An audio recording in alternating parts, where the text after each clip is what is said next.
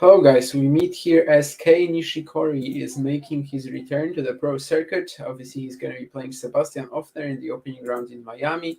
Let me mute my stream so that you're not going to hear it.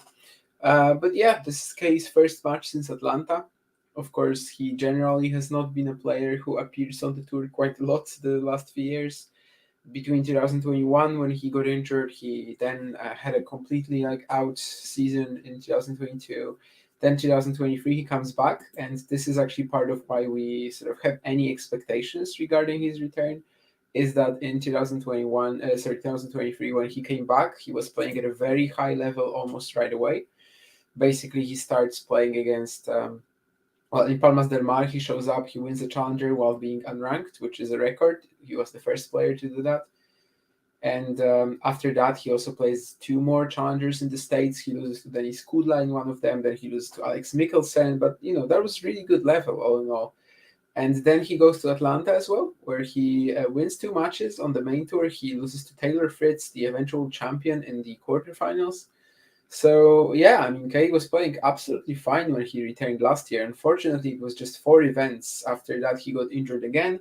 He spent, a lot of time of course recovering. Now he's returning, and let's see how high his quality will be right away. Obviously, this is a guy who's incredibly talented, still a fantastic ball striker, but he is 34. He's had so many injuries over the years, so you never really know what might happen, and you never really know how much game, how much desire as well will still be left in Nishikori. Last year, both these things were still very, very high. Facing him today, of course, is Sebastian Ofner, the Austrian who had a sensational rise last year. Also at a pretty late stage of his career. 27, I think it was more or less for him, but still, that's not where people usually break through. But Ofner was able to do that, also coming back from a long injury, so kind of like Nishikori.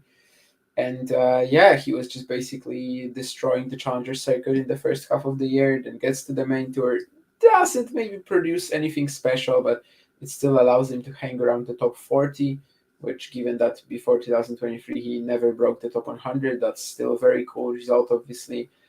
This year, he started well. He played the semifinals in Hong Kong. Seemed like maybe he will be continuing his form, but the last few matches from Ofner have been, well, somewhat poor. Hi, John.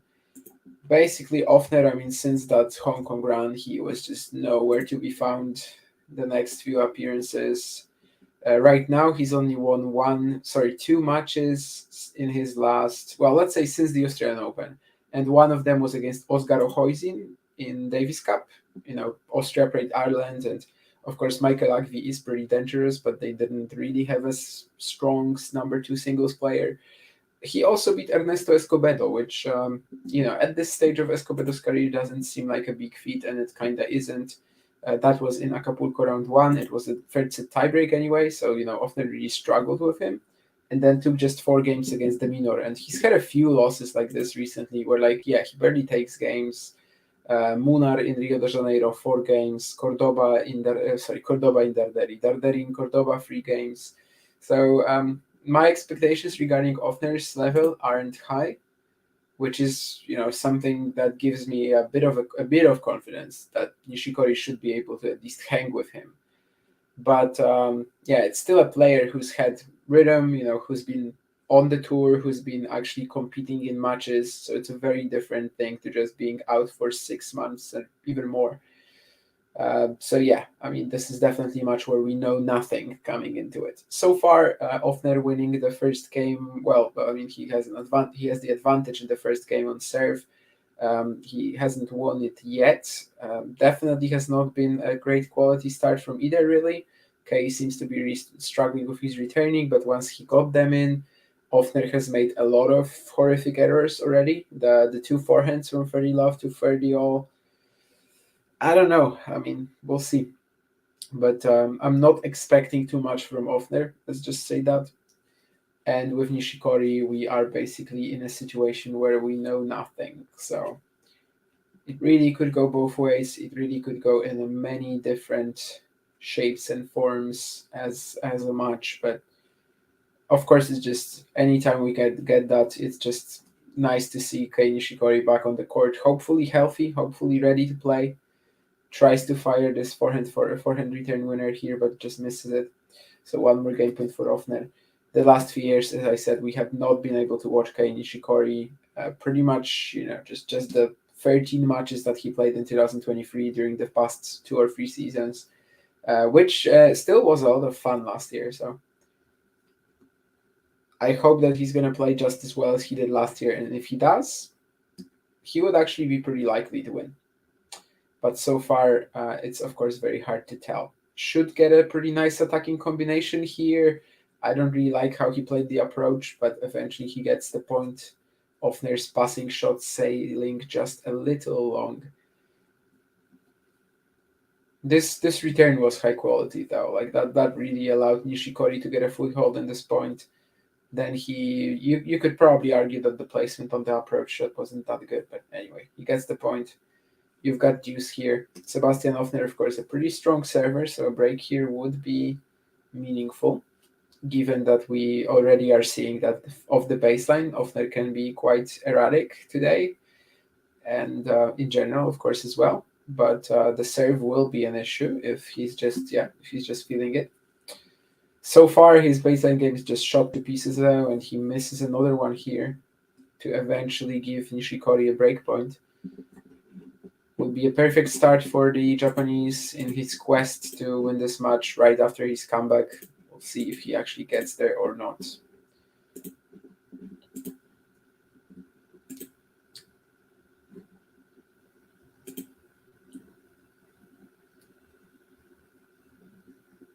The famous Nishikori return position with one leg very much in front of the other, kind of copied by Watanuki. We see a good close-up on it now. Did Ofner make that shot? I guess he did. Yeah, I guess he has. So it's going to be deuce again. This was very close to a break, but Ofner just lands this last one on the baseline and Nishikori misses into the net. Yeah, obviously this has not been a quality start. I guess we sort of just have to give this match a bit of time, especially for Kei to, get his feet going, get his rhythm going, and for Ofner to see if he really has what it takes to beat Nishikori at the moment. Because the last 2 months, only winning against Ochoizin and against Escobedo, it's not been a great time for the Austrian. So in a way, this is a very, very crucial match for him because that's an opportunity he cannot pass on right now. Soon enough, all these challenger points that he amassed in the first half of 2023 will be dropping, and then he might be facing some serious ranking trouble. Currently still number 40 in the world, so it hasn't started to fall apart for him yet. And Ofner eventually gets the game. Nice backhand cross here, getting the error on the slice from Nishikori. So it was a rough time, but the first game goes indeed in Ofner's favor. And 7 minutes in, he's got what he came for. Let's see how Nishikori's quality will look like on serve. Never really one of his strongest assets, but he's also not a weak server in any case.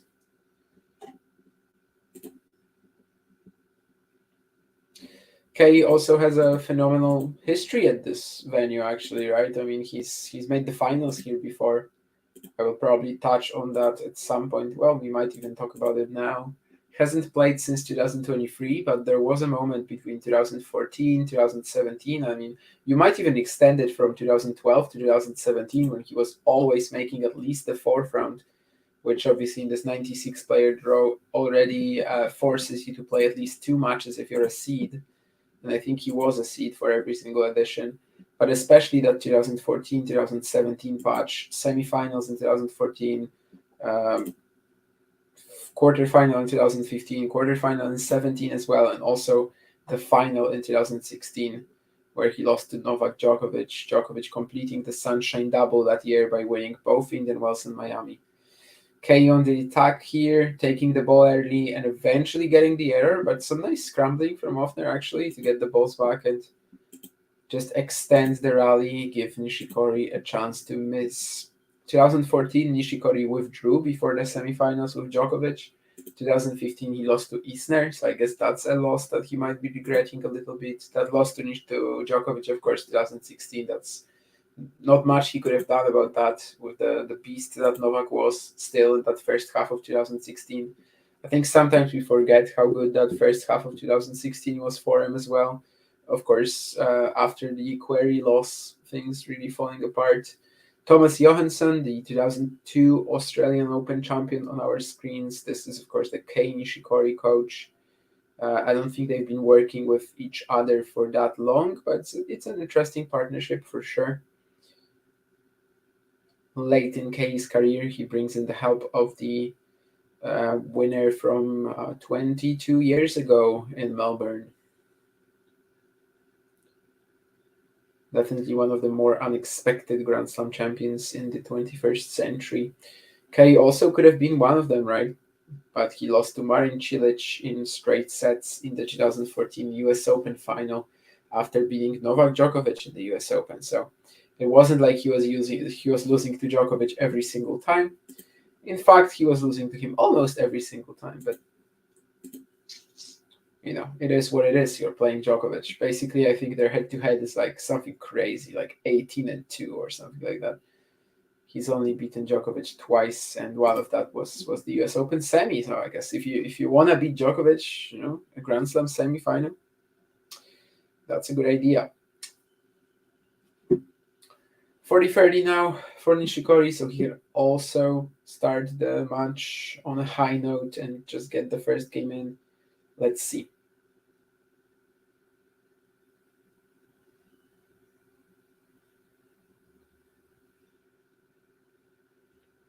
He really is forced to just defend by Ofner here, the power bothering him so far, and the Austrian is going to be able to put the ball away here. Of course, it's very hard to judge anything. Like, I'm not going to make any big picture comments so far because we have to wait and see how Nishikori reacts to everything in this match, and whether he's healthy, whether he's rusty. Obviously, he's going to be rusty to an extent. We're going to see how huge that extent is. But as a whole, it kind of seems right now that Ofner will be able to bother him with his power, like as long as he's keeping the ball within the lines. Things have not been too easy for Nishikori so far to just parry that power or even take the lead against it with that superior timing that he had/has. We'll see. Breakpoint here as well after a great forehand return from the Austrian. So Ofner close to securing a lead. Gets the ball in play too. Just hitting with pretty steady pace. Not going for anything crazy. And that gives him the break. Maybe not going for anything crazy, but the depth was there. The depth was there on these shots, and Sebastian Ofner breaks. Certainly was the better player in this game. I don't know about the first one because, there were just a few horrific errors in there, but this game, absolutely he deserved the break.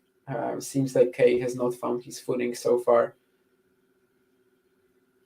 And with Ofner just not being as erratic as in the opening game of the ground, things have gotten a little easier for the Austrian. But here we have a pretty, our first sensational shot from the Nishikori racket. The jumping backhand cross, and then he finds the backhand down the line, change of direction. Really beautiful. And this sort of highlight reel play that he has gotten us used to over the years. But now the big serve of Ofner just gives him a 3 point. He serves at the body of Nishikori, who tries to block it with his backhand, but is unsuccessful.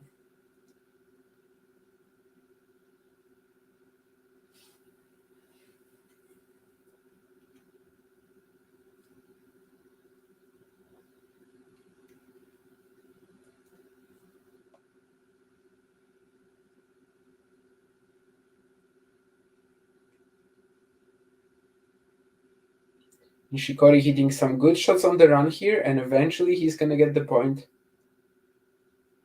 After that last one, maybe he left a bit of space into the, let's say, the left side of the court was a little open for Ofner to hit the backhand into, but it was already after the long rally. It required a lot of precision, and the Austrian did not have it at that point in time.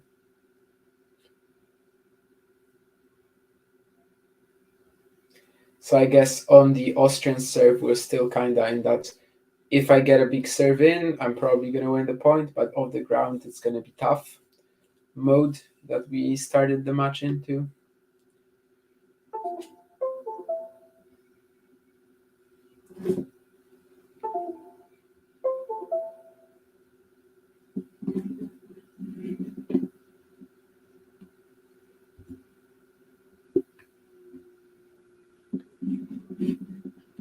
And now Nishikori will already have a couple of breakpoints back after a double fault from Ofner. So nice opportunity here.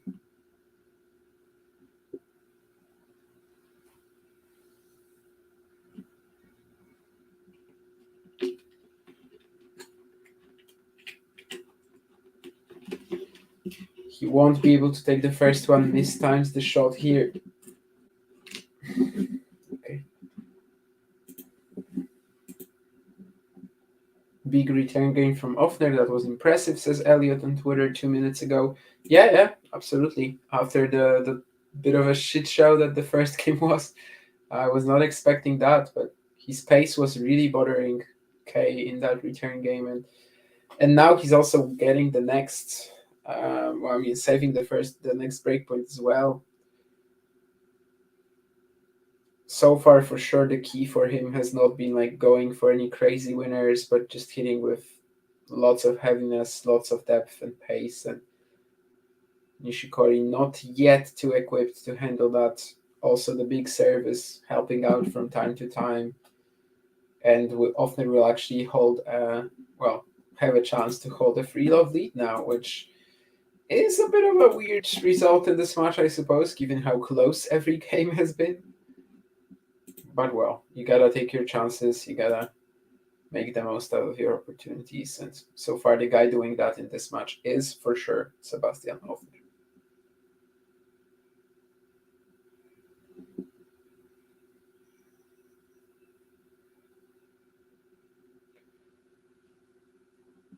Not yet free love, as Nishikori just decides to step into his second serve return a bit more, pushes Ofner wide to his forehand corner, and gets the reward instantly.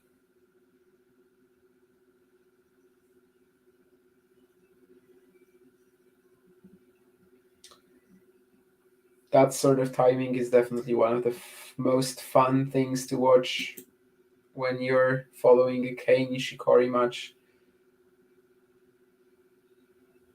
The way he's able to handle that little lightweight physique and still sort of be such an aggressive ball striker, mostly because of his feel for the ball, his timing, maybe even you can call it his hand-eye coordination. Unfortunately, with that over the years, of course, there's also been the aspect of his body being quite fragile, but definitely a breathtaking watch at his very best. Ace for Ofner, so one more game point. Nishikori tries to run around his backhand to hit a big return again, but this time nets it. So 3 games to love, Sebastian Ofner. A little misleading, I would say. His edge has not been that huge. But of course, on the scoreboard, the only thing that matters is the games won. 3 breakpoints saved already by Sebastian Ofner. There was one opportunity only for him, and he took it. So basically, both players had chances to win all 3 games so far. And yet, all 3 games have actually landed in Sebastian Ofner's count. So let's see if he can produce another one of these strong return games like in the second one of the match, because that would obviously be a very decisive lead if he goes 4 love up now. RY says, give some support to Kei Nishikori, the wild card in Miami.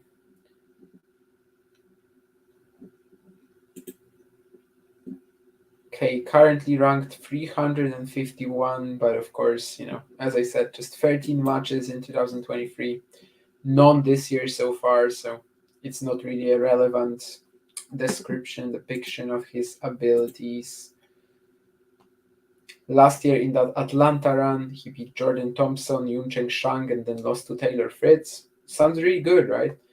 And then, of course, yeah, as I said, on the Challenger Tour, 8 wins, 2 losses. Kudla on a very fast and low bouncing court. That's always going to be possible. And that Chicago quarterfinal against Alex Mikkelsen was such a big, um, sort of like on an occasion at the time, because we had that very talented youngster coming up. Of course, that very talented youngster is already into the top 80 or something, and he's into the second round here as well, beating Lucas Klein last night. And he plays Kei Nishikori, the former world number 4, so that was quite big. Mikkelsen winning a dramatic first set tiebreak, and then coming up with the win in 3 eventually. So yeah, I mean, Kei was playing very, very well last year when we saw him. It's really just a question of whether this level will be available to him right away also this time. I think very recently, sort of from his socials, I don't like have Instagram or anything, but sometimes these posts show up on my timeline on Twitter. And I think from his socials, you could like kind of deduce or whatever that he only started practicing about a month ago, maybe a little more, which doesn't really bode well. But well, we'll see. I mean, I don't know what exactly the situation was before Palmas del Mar, right? Maybe he was also only practicing for a month. Another great return one to punch from Ofner here, but so far he's 15-30 down anyway. But I guess that's gotta be the strategy right now, right? I mean, go after your returns, your free love up. You've given yourself a bit of a cushion to fall back onto, even if things stop going as well as they've been so far, at least in terms of the scoreboard.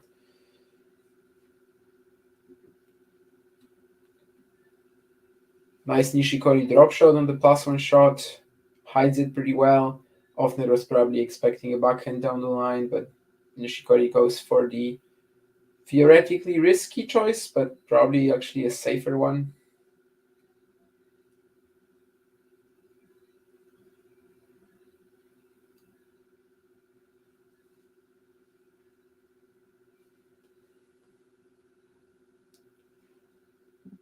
Whew.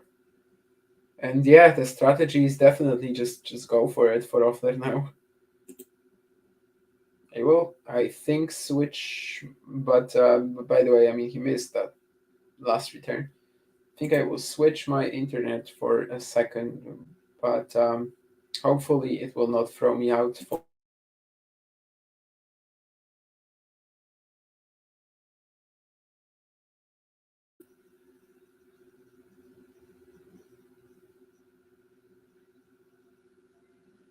Okay, I should be back. On that previous one, the stream was not too clear. It was just stopping left and right. So hopefully this internet will be working a bit better. It already seems like it is, unless it's just the fault of the stream, but I will figure things out. Anyway, I'm back. 3-1 up. Okay, Sebastian Ofner, great point here. He is dictating his forehand around the court. Okay, slicing the ball back many occasions. So actually, he forces quite a few shots out of Ofner here. But yeah, good on the Austrian to eventually deliver the winning blow with an inside-out forehand winner. So he's not looking that poor right now. I mean, I was after the first game, I was like, okay, so Ofner is just gonna be in that mode, like in the recent matches, where he's basically just an error machine. But that's not really a thing anymore after the first game here. So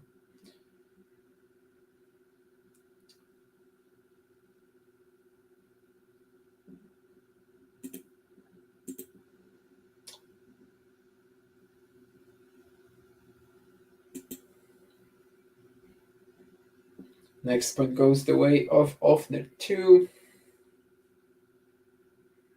My stream is still failing, so I guess maybe I will just find something else. That something else might be a little behind, I would assume, but at least maybe it will be smooth.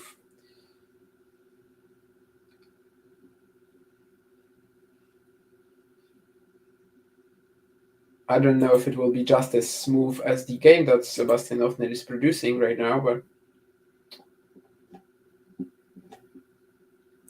hopefully it will be smoother than the one that I'm watching at the moment. And in the meantime, Sebastian Ofner, 3 game points, another good serve, and he should clean it up. Not much of an intent even from Nishikori to chase down that ball. I guess he kind of knew that the game was done if Ofner makes the shot. Indeed, he does, and he is 4-1 up already.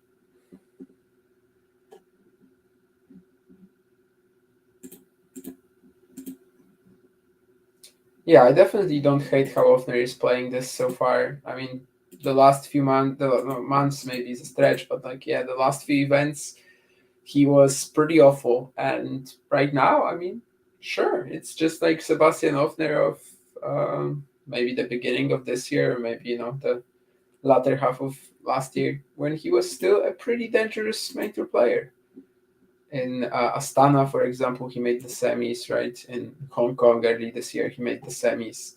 He wasn't holding up beautifully on the main tour after getting there with all these challenger runs, but he was doing okay.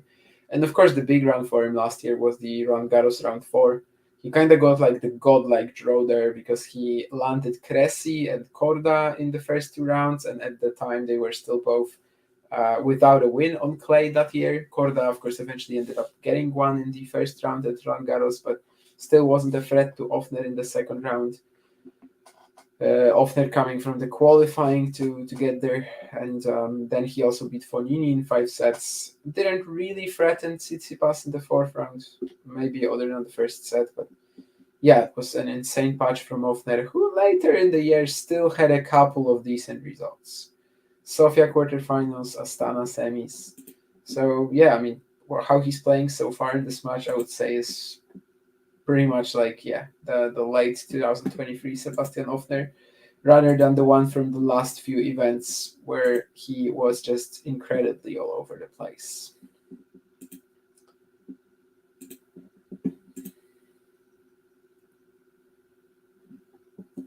Let's see, maybe Kei Nishikori has something in store, despite just coming back and trying to make his way back onto the tour for the umpteenth time.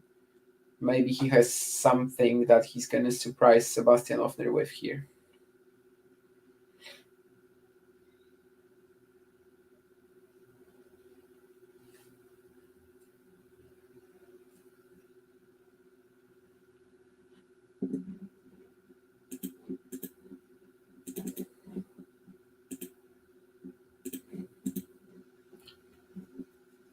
Yeah, the first point actually went Kei's way, but it wasn't like a very positive rally, if you may. He was just scrambling around for balls, trying to chase down whatever Ofner throws at him. Which, yeah, so far it's kind of just been rough for him, handling that power coming at him with every single shot. This is probably where the rust has been showing up in the most apparent manner.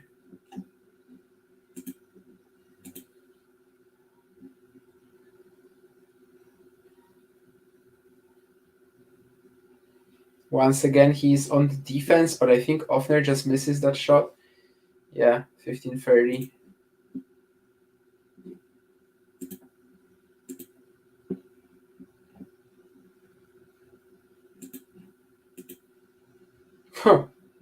They show us the close call, and it was just like, I don't know, you could stick a needle in there maybe. But sometimes margins like that can decide games, can decide matches even. Of course, not the case really here yet. Certainly not, but it does give Kei a bit of a head start for sure in this game. And right now, also with this missed backhand return from Ofner, And I guess this point should be an easy cleanup for Nishikori too. Yes, indeed. He hits at Ofner, maybe gave him a bit of a shot to, like, yeah, just catch a random passing shot, but Ofner didn't. So 4-2 up now. Still two more chances to break the Austrian potentially. We'll see how he handles it. On the next changeover, I will probably talk about some of the results that we've had coming in from Miami so far and potentially about what's in play at the moment too.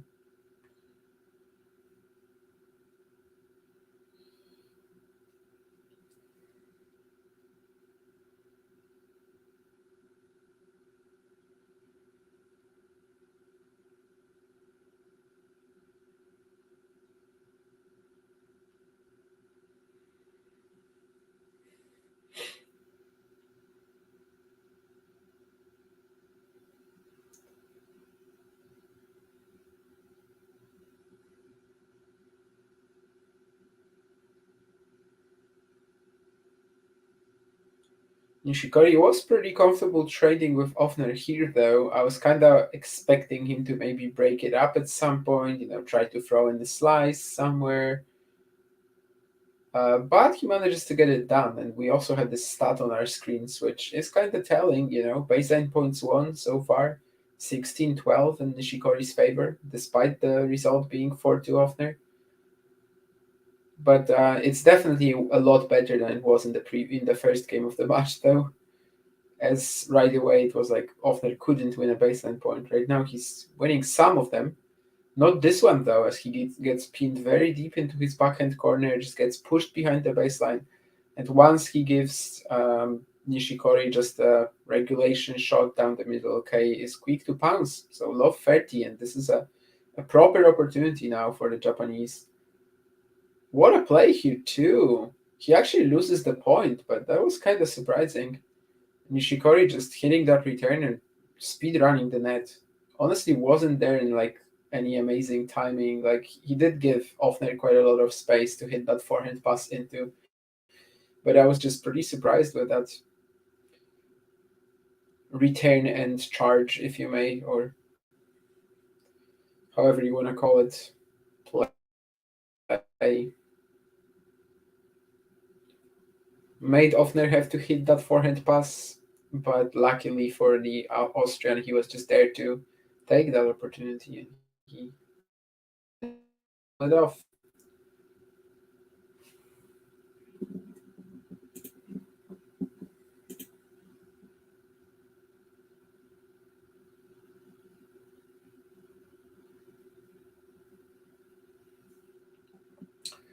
Yeah, the low 30 has been a little thrown away, if you may. So just two more points for either player to win this game. But of course, it's Ofner who's serving. And does he find the ace here? I think he has. Again, very crucial as it was just like barely in, but he manages to get it done. This time, the small margin on one of the shots going in his way rather than K's. So 4-2, 40-30, and one more ace down the tee. This time on the other side. So great surfing from Sebastian Ofner to climb out of this. Maybe a bit of an opportunity missed by K at love 30, but otherwise 5-2 Ofner. And once again, the quality of his serving has been a very, very key asset in this one. When it comes to the other matches, we only actually have two others on the court right now. Alejandro Tabilo and Brandon Nakashima are in the first set, 4 games all. I'm interested to see how Brandon will do there. Obviously, Indian Wells, he gets a win, but then loses to a Hechka. The Hechka goes on a big run, so it was a good sort of restart for Nakashima after a few months of playing challengers. Miami, however, he almost lost to Michael Moe in the first round of qualifying. That was a messy match. He gets through. Mo is really struggling physically later on. Then he gets that retirement from Atmane after like 2 games. So, I mean, I would still expect Nakashima to be a bit of a favorite over Tabilo on a medium speed hard court, let's say, but it's not a given. And on the women's, we have Caroline Wozniacki leading Angelina Kalinina 7-5, 4-2 on serve as well. So she could be 5-2 up soon if she just holds.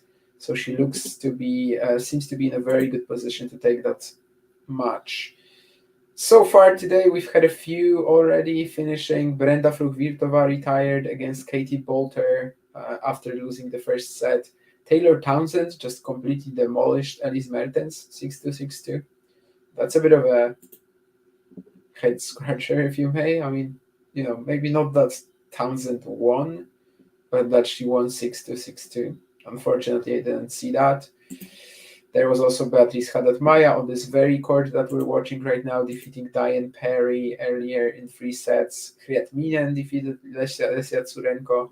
I guess that's a pretty good win for Minen, although, generally I would expect her to be winning matches like this. I mean, she's so much more of an, just clean, aggressive ball striker than Tsurenko, but I guess that's not really Tsurenko's game, and she still has some excellent results.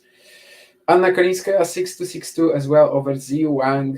This court should suit her more than Miami. I'm kind of expecting a bit of a run from her. And on the men's, we've also had a couple of results already. Felix Auger-Aliassime, he had to save three set points in the opener against Adam Walton, but he wins in 2 anyway. Laszlo Djere had to save 3 set points, but in the second set against Coleman Wong, Coleman really had a big shot there to take it to a decider, and he blew it. And Daniel Wettmeyer also defeated Arol Maillot in 2 sets. Not much of a surprise there, I guess, but Maillot did sort of okay to take that opportunity after Arthur Cazot fainted in their match in the qualifying round 1. Then he beats David Goffin in straights. But I guess Altmaier is just not too vulnerable to what Maillot usually feeds on, which is probably like erratic ball strikers more so.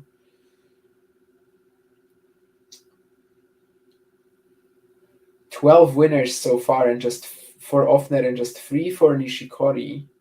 But forced errors are a thing too, and he gets one here, really forcing a huge sprint from Ofner, who had to go forehand cross court, like really risky counter. He misses it. As of course we are currently with Nishikori serving at 2-5 down and just trying to avoid going down a set. We'll see how things go for him.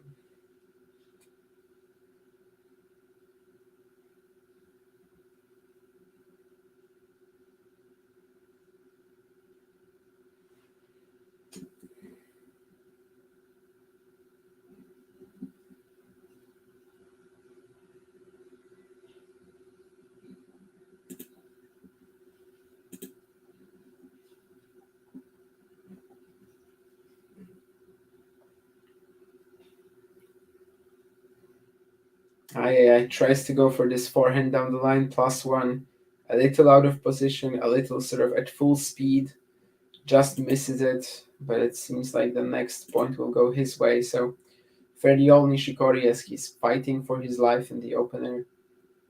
Ofner just 2 points away from winning the set, but on return that's not an obvious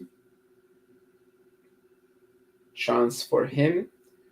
Maybe the second serve of Nishikori here is a bit of a more obvious chance,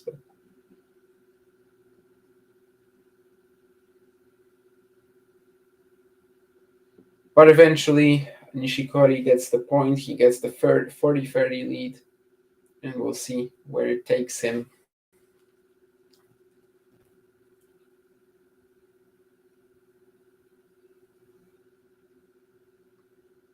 I think that serve is out. So yeah, another second serve return for Ofner to look at. The last few points he's had his opportunities, but hasn't really taken them. Now, however, he steps into the backhand return. Nishikori trying to just touch it with his racket, somehow miraculously get it over the net, but that second serve got eaten up by Ofner, 90 miles per hour on the speed of it. So it was probably faster than the Nishikori serve, I would assume. It gets the job done.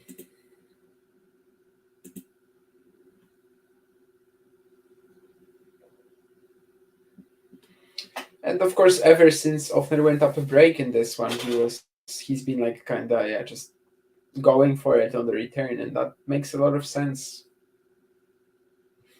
He's put himself in the position to be able to afford it and to be able to risk a bit more. put more pressure on Nishikori. So far has not been able to land that break, but eventually he will have to serve it out. 5-3.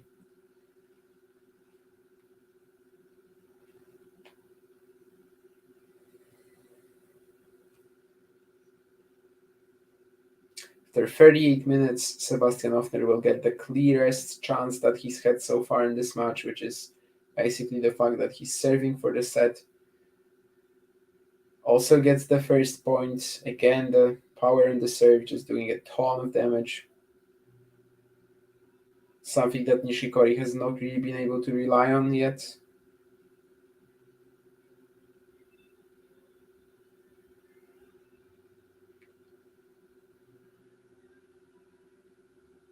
But this one was nice. Kei tries to take over, but Ofner actually landed this backhand down the line. Okay, I mean, just barely clips the line, so it is fairly all. Seemed like Nishikori kind of did everything right in this point, but this slice backhand pass from Ofner just rolling its way into the court. And oh my goodness. Yeah, Ofner is kind of weird in this. Like, sometimes he hits a ridiculous shot, but then he manages to get this into the net. Now this is where he's really like gonna be thankful for that previous shot and for it landing into the court, because 15-30 here after a miss like this, that would be a pretty tough situation to be in. But of course that actually didn't come to be, so we'll never know how it would have worked out if that wasn't the case. So 30-15 now, tries to go for an ace out wide, doesn't make it.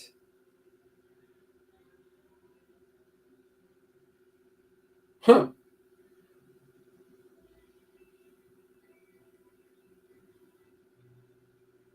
That's a wild one.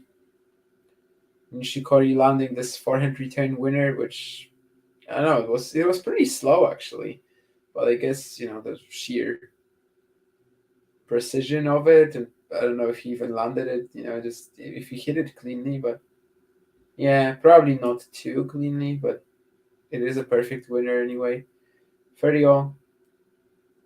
And once again, when there's slight bit of trouble, I mean, not even trouble yet, but like just a slight bit of uncertainty, Sebastian Ofner is able to come up with the big serve at the body of Nishikori. The block return again, not really, not giving its full effect, I guess. And it's a set point for Sebastian Ofner. Takes the set. 6-3. The serve quality making such a big difference so far, and we also saw it in this game. The sheer amount of easy points that Ofner gets, that's already often enough to like keep him in front. At the same time, we cannot say that Nishikori has played something, like poorly or something. I mean, he's been pretty average, let's say. A little rusty, but this is the expectation, right? We'll see if we get some stats. Yeah, Sebastian Ofner, 16 winners, 8 on the forehand side, to just 11 unforced errors as well. Kei with a 5-8 ratio. That baseline points one stat that we were talking about earlier, it got a lot closer as the match went on, 20-18 only for Nishikori right now. Making quite a lot of returns as well, both players, but Nishikori only 69% on second serve, so that's a few opportunities missed for the Japanese. And also, of course, Ofner going a lot stronger on both his forehand and backhand, and that's kind of like lazy analysis when you say that someone is just hitting bigger, but that's kind of what we've been seeing in this match so far. I mean, Ofner is able to hit a bigger ball, and Nishikori probably isn't yet in like good enough groove after the return to make it stop, like disrupt him in any way, to take the weapons away from him with the advantage of timing that he can often possess over his opponents. We'll see if anything changes in the second set. But it was, despite the early few closely contested games, it was still a pretty nice display of Sebastian Ofner. Much better than his previous few appearances, for sure. Starting off the second set will, of course, be Kei Nishikori, as we are now swapping the order.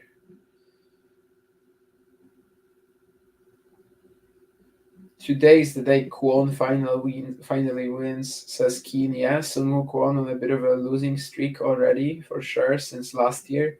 He plays Alexander Miller. I mean, it's not impossible. Like, the only real disadvantage that he has over Miller is probably the fact that he hasn't been playing. Like, he hasn't been in good rhythm, right? Otherwise, yeah. It's pretty wild to think about Kwon winning an ATP Tour title just a year ago, 14 months ago. Since then, everything has gone just extremely poorly for him. But,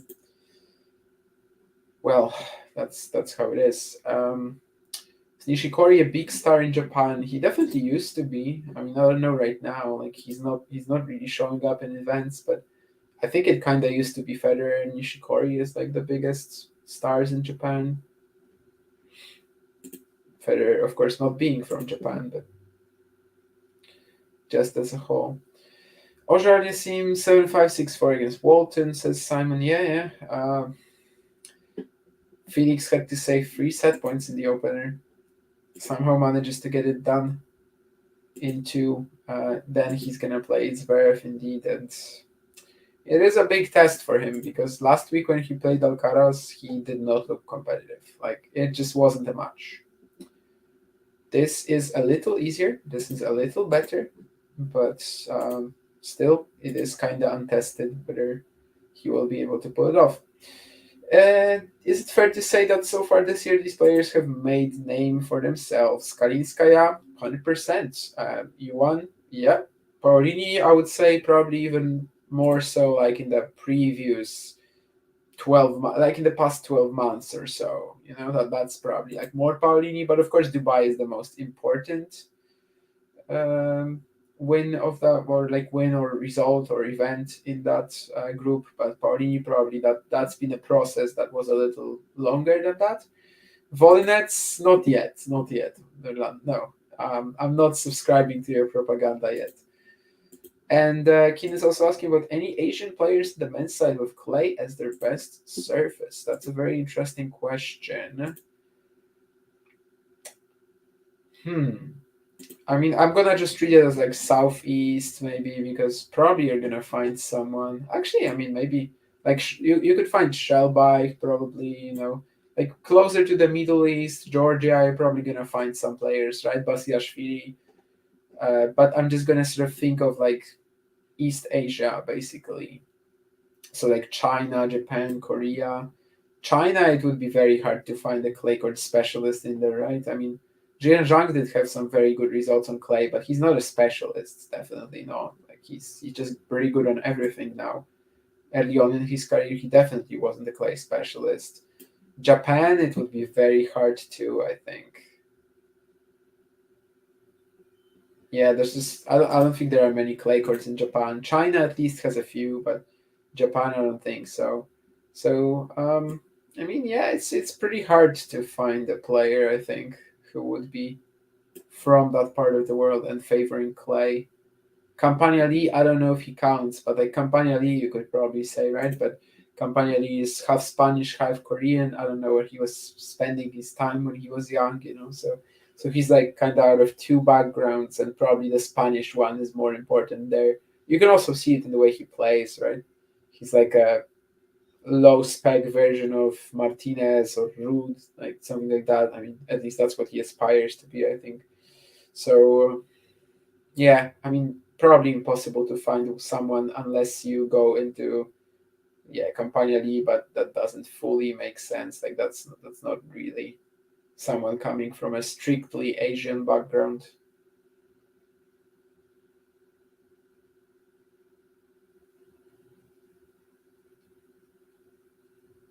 You're definitely gonna find some in Kazakhstan as well, but again, that doesn't fully track. Like, of course, you're gonna find some in Kazakhstan there.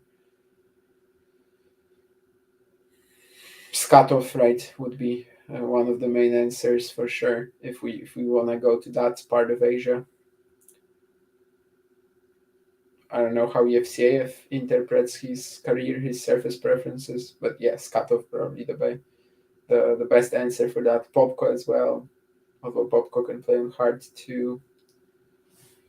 Nishikori held, but right now he's once again trying to like push Ofner, but just presses a little too much with this return,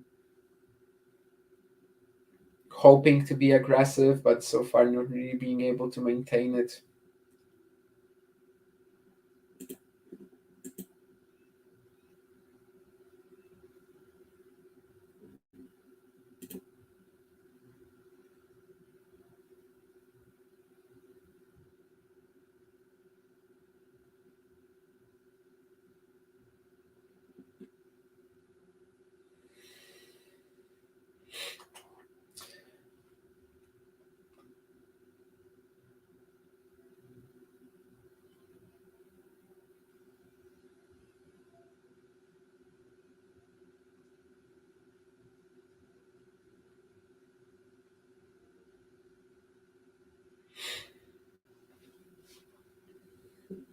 So yeah, Nishikori about to serve at one game all. Obviously, he's in that slightly better position of serving first in the second set, but also in the worst position of being down a set. So the expectation for him, the margin for him is a little slimmer. Once again, he is moving Ofner to that forehand corner. Most of the time, he's been getting the point in such a case. Ofner coming up actually with a few good defensive shots out of the backhand corner, but out of the right side of the court, most of the time it's going to be a forced error if he's like really, you know, if he really has to like speed towards it. Most of the time it's been a forced error.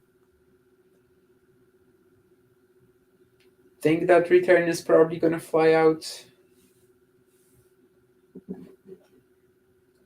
Yes, it has. So fairly love Nishikori.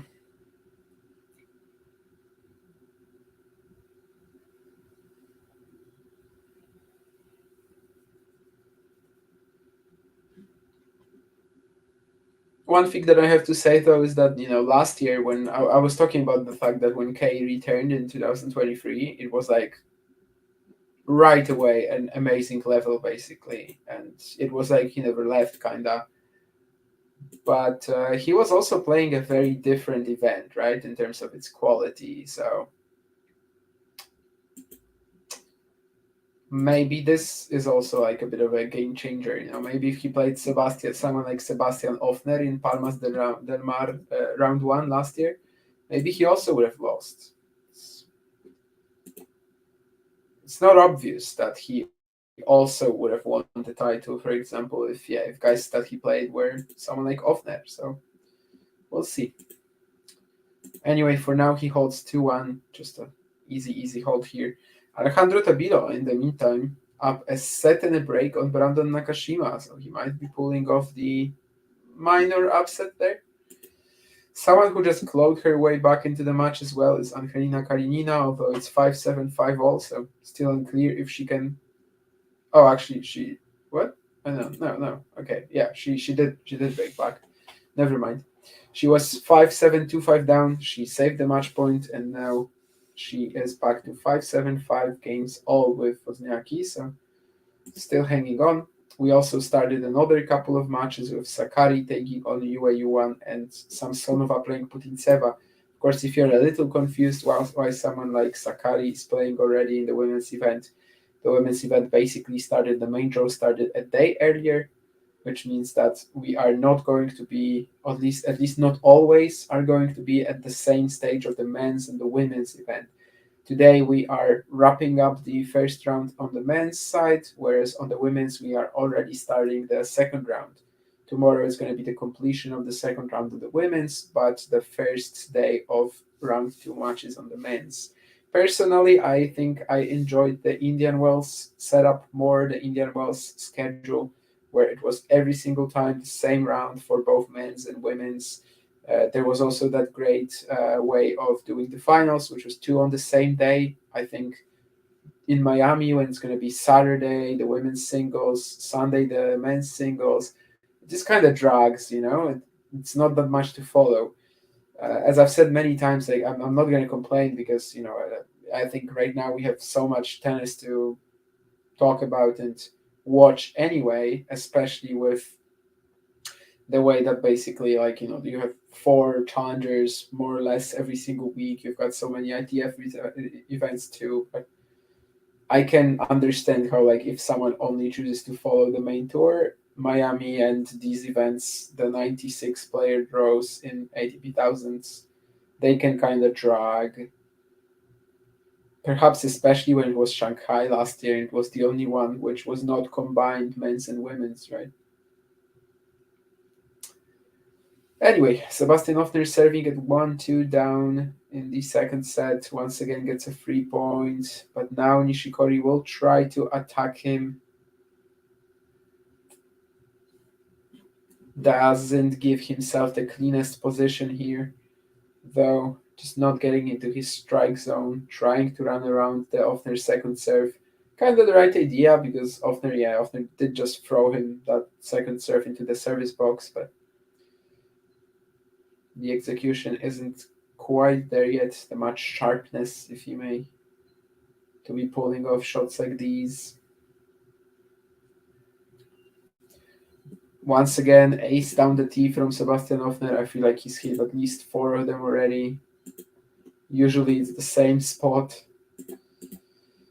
Kalinina is going to serve for the second set against Wozniacki, it seems. So that match is definitely going a bit crazy at the moment. Just two on the men's. Swarna even said that this entire tournament feels like a drag. Is it after Miami that after Indian Wells that you have that sort of feeling? I wouldn't be surprised because, it just kind of feels like much. I was definitely a little, let's say, disappointed with how little I cared about the Miami draw when it was coming out. Like, Indian Wells has just finished. I'm not going to analyze another 96 player draw. I'm just going to sort of roll with it, I, for example, have no idea who Ofner or Nishikori play in the second round. I'm going to check it soon because obviously it's quite relevant for this one, but a slam, I would usually just be able to tell you most of the draw by heart, but after like 2 days or so. But here, I really don't give a care in the world. It's just too much of these thousands for me to be like so engaged every single time. Okay, so Kei or Sebastian Ofner will be playing Francisco Cerundolo in the second round. Theoretically winnable. However, I have my concerns, regarding Cerundolo for one of these guys, because even if he might not be in great form, the last 2 years in Miami, he's kind of been the standout performer. 2022 semifinals, 2023 quarterfinals, if memory serves right. Yeah, he lost to Kachanov last year, and 2022, of course, to someone, Kasper Ruud, was it? I think it was Kasper Ruud. So, maybe Cerundolo will have some Miami magic for us again. I don't know. There was a question from Sean about would it be good if all singles players had to play one doubles major every year? I know what the benefit of that could be, like, just more interest in doubles and stuff, but at the same time there's also this problem that singles players getting into events in doubles is kind of just stopping the doubles specialists from getting into these events, especially ATP thousands. It's been so hard as like a 40-50 ranked doubles player to get into the draws, so they kind of just have the slumps, all year to have a big breakthrough event. It's a tricky situation for sure, because at one way, of course, is just improving the situation of doubles via singles players appearing in it, but at the same time, does it really improve the situation of doubles? It's like, it gets into like a more philosophical question at some point that it's very hard to tell. I saw actually a discussion about this today on Twitter when there was something about like people lining up for a doubles court, and a lot of crowd watching a match in Miami, on which was doubles. However, I wasn't like fully agreeing with what was said there, because they basically said that hopefully at some point the tournaments will see that are actually very watchable and that they are popular. And I agree that the doubles is actually pretty popular at events. Like live, yes. In person, yeah, people watch doubles if they are already at an event. But no one is tuning into it like weekly, week in, week out. And that's a bigger issue, I think, in the long run. Anyway, 40-30 here. Ofner had this long rally where he has the chance to unleash on a backhand down the line. He misses it. Now it's KU, a bit of a sloppy error, so we are at deuce. Perhaps a very crucial moment coming up. Let's see how Nishikori handles it.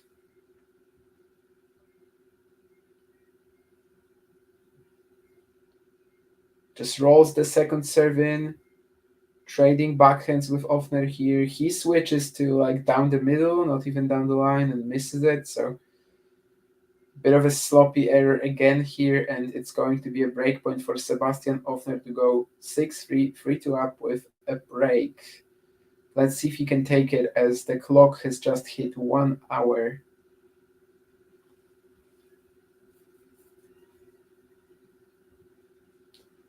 Breakpoint down, Kei Nishikori. What can he come up with? Serve is okay, but it's not good enough to like really put Ofner under pressure.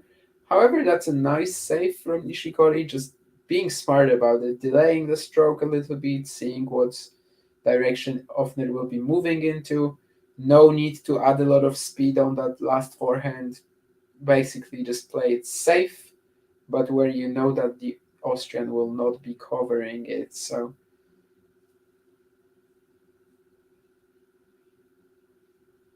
the first breakpoint has been saved. Let's see if there will be more.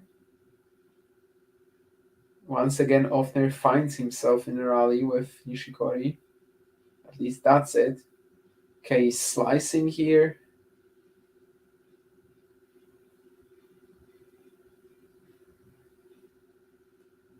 And eventually, the one who cracks first is actually Nishikori. Ofner showing some pretty decent rally tolerance here. Manages to outlast Kei, and he gets another breakpoint. Number 2 in this game. Think it's gonna have to be on the second serve for Nishikori. Yes, indeed. Ofner just throwing a pretty deep, heavy return in. Probably playing it smart so far, but let's see if that continues. Nishikori gets a bit of an opening here. Goes back and down the line. It wasn't hit with full authority, I would say. It was just kind of half measure, if you may. But then Sebastian Ofner tries to find this forehand counter. Very low margin shot. Isn't even close to making it. So one more breakpoint, as Nishikori is really kind of hanging on for his life here. 2 breakpoints saved already, which would have given Ofner a set and a break lead. And after the first couple of games on the Ofner serve were really tight, since then we haven't really seen that much action on the Austrian serve, so that makes it an even more vital game for Nishikori to win. And it seems that he will be allowing himself a shot to take it, allowing himself a shot to take that 3-2 lead now.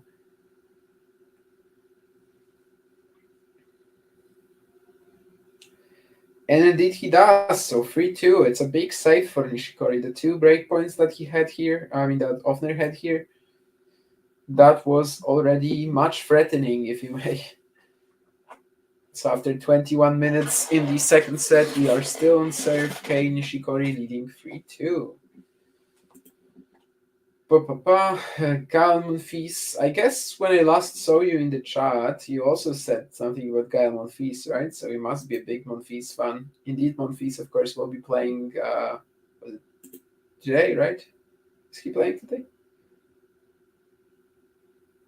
Against Lajovic, right? I think it's like in the night session or whatever, evening session, however you want to call that. It's one of the latest matches of the day anyway, against Dusan Lajovic. Kinda gotta like his chances with recent form and Lajovic not being the best hardcourt player in general. But Kalinina Wozniacki match has indeed gone free, 5-7, 7-5, despite Wozniacki leading 7-5, 5-2 earlier. So could be about to post an incredible comeback win, Kalinina, and also could be about to lose the third set. Who knows? Nakashima, from going down a set and a break, 6-4 love, 4-6 love 1, he's actually won the next 4 games.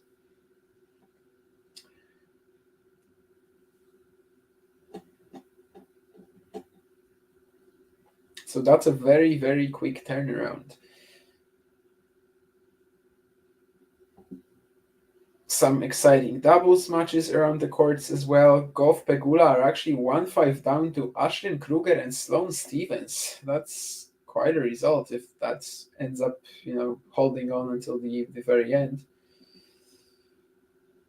Kokinakis Tsitsipas defeated Deminor and Hijikata. That's a bit of a highlight, I think, also from these sort of like more singles players oriented doubles matches, the ones that probably attract the most attention.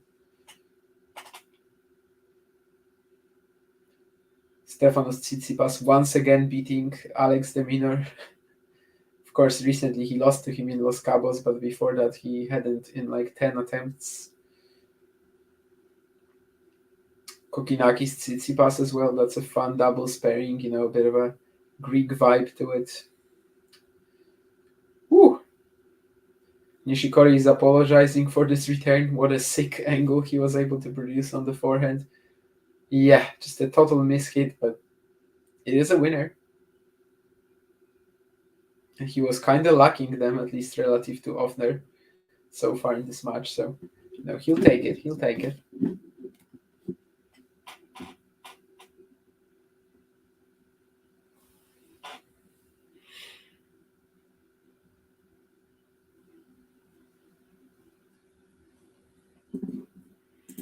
And I guess sometimes a winner like this can really kickstart things for the player. Just get a random shot in like this, and maybe that gives you that tiny bit of momentum you needed. Let's see if that's what it's going to be for Nishikori, as this time his return is much better. That previous one was a clear winner, but still, it was still a bit of a mishit. But this time he just performs this combination admirably. One massive forehand return and then followed up by the kill shot, same direction. Very flat too. I was expecting him to maybe hit this with a bit more safety net, with a bit more of a safety net, but he actually manages to get this done anyway. But a big serve comes up to Ofner's help, and we have the Tennis Insight serve quality measurement on our screens right now. Nishikori at 7.2 this match, Ofner at 8.6. And if there's one thing that's been deciding it so far, yeah, it's been the power, and it's been especially the serve power of Sebastian Ofner. And sort of on cue, he manages to get this serve here. Nishikori actually returns it, but Ofner can clean it up with the forehand inside in. So 3 games all. A bit of I won't say scary yet, but after that return 1-2 punch from Kei, definitely there was a moment when Ofner could have thought, well, I'm not too comfortable in this game. However, eventually he gets the job done. So does Nishikori with the volley here.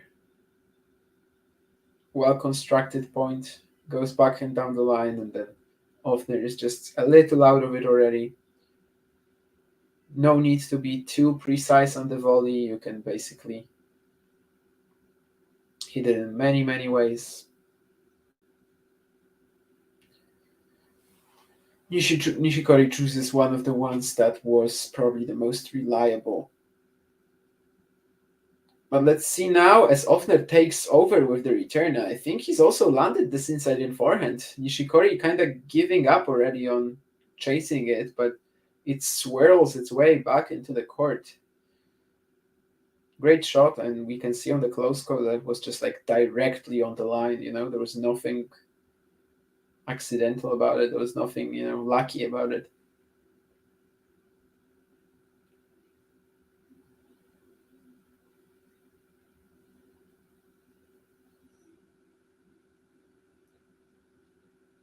Often kind of inviting an attack with the slice here. The attack of Nishikori is not that meaningful though. The Austrian this time being able to find the forehand counter on the run, which he's missed a few times before, lands it on the line, eventually gets a chance to just pull away in the point, puts away the final shot too with some great depth on the last couple of strokes. And that's 15:30, so we might have more, at least mini opportunities for now for Sebastian Ofner coming. Gets the return in play. That's kind of half the trick, I guess. Nice counter here. This is definitely a shot that he's finding now. Stretched on the forehand, speeding into that corner. Suddenly he's finding the baseline with it, and that's really made the difference in this game. 15:40, so two more breakpoints now. He wasted two in the previous return game. Before that, he was just 1 out of 1. Now 1 out of 3, but these two opportunities could be extremely vital. And yeah, it's just Nishikori missing the backhand plus one. He had a bit of an open corridor there. Just required good execution to hit into it. He doesn't come up with it, so 6-3, 4-3 after 28 minutes in the second set. Sebastian Ofner is for the first time up a set and a break. Still hasn't been broken in the entire match. Faced some breakpoints in the first and third game of it. However, other than that, he's been pretty dominant behind his serve. Overall, his pace doing a lot of damage and just bothering Nishikori, who's of course far from his ideal, far from his top level. He is, after all, just coming back. So yeah, let's see. 6-3, 4-3, potentially two more chances to break Ofner for the first time for the former world number 4, former finalist as well of this event back in 2016. Kei Nishikori made the Miami final.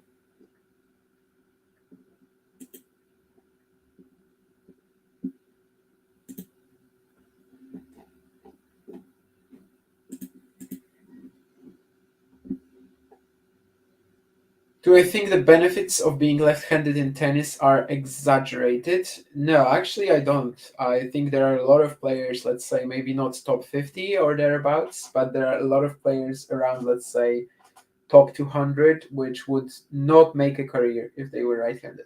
Like, their main trait, their main asset is just being left-handed. And well, I mean, of course, if you are a professional player, you're probably going to be equipped to handle left-handers and right-handers, but it still, requires a different sort of line of thinking even from you. And yeah, I do think that there's a certain degree of like benefit that it gives you, and you can kind of cover up some of your flaws with it, just because your ball is a little more uncomfortable than it is for some other players. I think Vondroushova to an extent is an example of that. Swarna gives Vondroushova and Kvitova as examples. Kvitova, I think I would maybe not go there because Petra is just such a good ball striker anyway. But Vondroushova is kind of like this, heavy lefty topspin player that if you kind of like just switch it to right hand, it probably wouldn't work. Of course, if she was right-handed, she probably would be playing a different style as well. So we cannot really say it like this. But yeah, I mean, as a theoretical example, I think Kvitova's game could work anywhere, but Vondroushova not necessarily. Then again, of course, Petra does use her left-handedness very well, whether it's serve angles, the flat backhand. Yeah, sure. Is it true that in Poland on Easter Monday you pour water on each other? Yes, there is a tradition like this. Of course, that's not really something that we do anymore. Um, I mean, it's like more of a tradition, but like, yeah, everyone is familiar with it. Back in the day, it used to be like, men would pour water on the most attractive women, and it would like be a bit of a sign of, yeah, you're you're good looking as well. Like if you were wet, basically, and it probably meant that someone liked you or something like that. But right now it's like more of a thing with yeah, just jokes, really. Like as a kid, sure, they give you like this pistol which runs on water, and you just spray it on your whole family. Yes, it's kind of fun, but after you're 10, I mean, it's not really a tradition that I want to maintain anymore. But yeah, it's called Lany Poniedziałek, which is like I'm struggling how to like poured Monday, whatever. Poured Monday, something like that. I mean, there's also some other names like Śmigus Dingos, which is based on this plant that grows. But yeah, anyway, not to go too deep into it. It's a tradition, but you don't really see it anymore that often. No.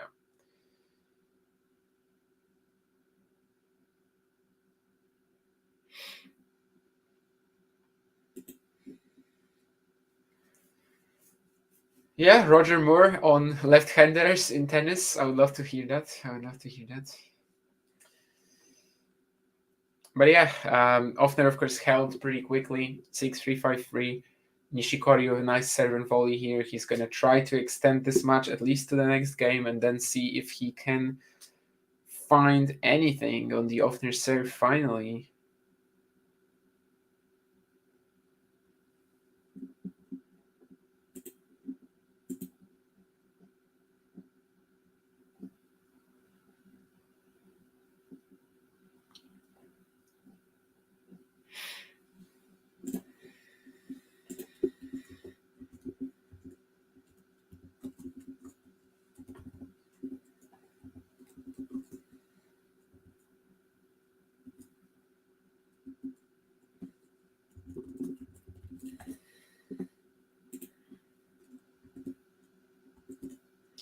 And yeah, indeed, Nishikori holds. So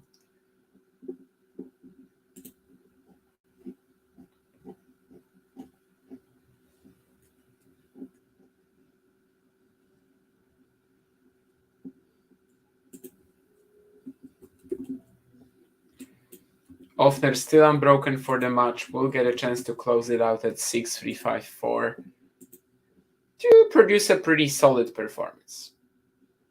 And yes, Keen, absolutely. I mean, it's like one of the most classic tropes in doubles, to have a lefty and righty. I mean, basically, of course, in doubles, you have the forehand side and the backhand side, the deuce side, the outside. So if you have a lefty and righty, you can basically have two forehands, which is probably mostly why it's such a big advantage. They kind of serve at your forehand a lot then. And for most players, that is an advantage. Not if you're Benoit Paire, not if you're Richard Gasquet, but for most players.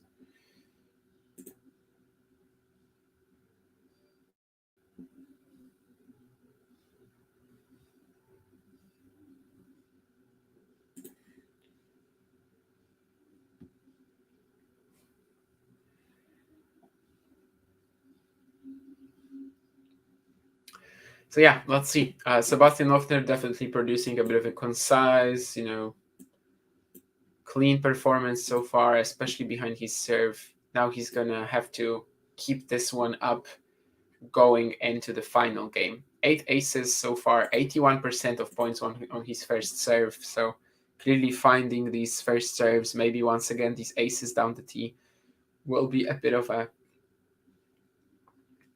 key to this game. And so far, Nishikori is kind of helping him out because it's the second serve and he misses it. Just lifts this return so high up.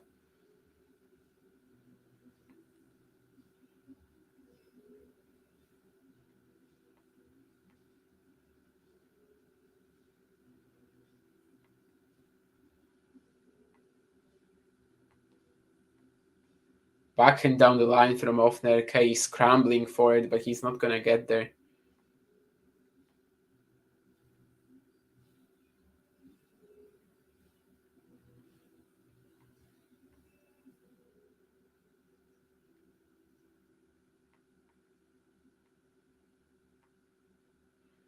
And indeed, it's that ace down the tee once again, so kind of called it. 3 match points for Sebastian Ofner now.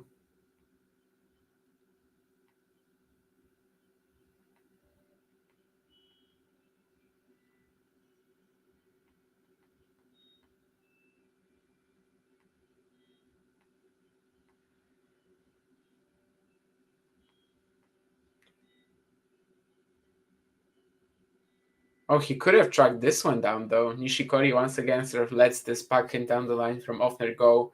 It's an easy, comfortable win, I would say, for the Austrian. It's nice to see Nishikori back, but this was not really a performance, that screams out, yeah, I'm ready for it. I mean, it's going to take time. As I said last year, when he was coming back to the tour, it was like a very quick turnaround for him. He basically just comes back, wins the challenger right away, breaks a record in that tournament for winning that event while being unranked. But of course, maybe it also changed sort of the specifics here, that he played Christian Langmo as his first opponent, Kluger, Walton, Heide, Zheng. Maybe that was the reason also why Nishikori looked so good right away.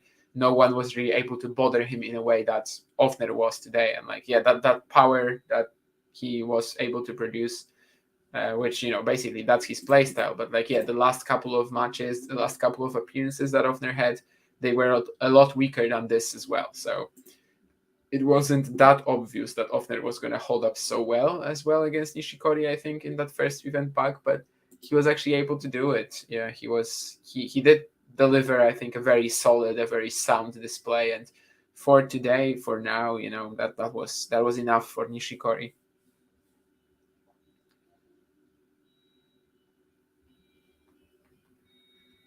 So, the combination of a best Ofner match in a while, plus all the rest.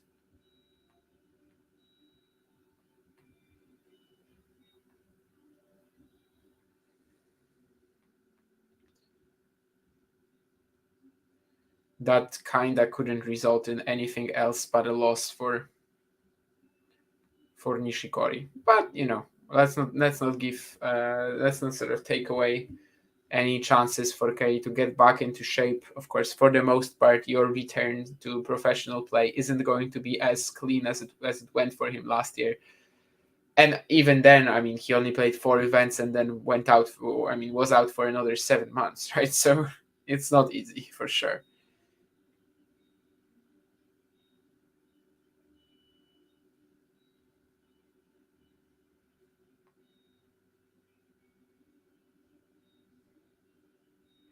So I guess with that we're basically gonna end that.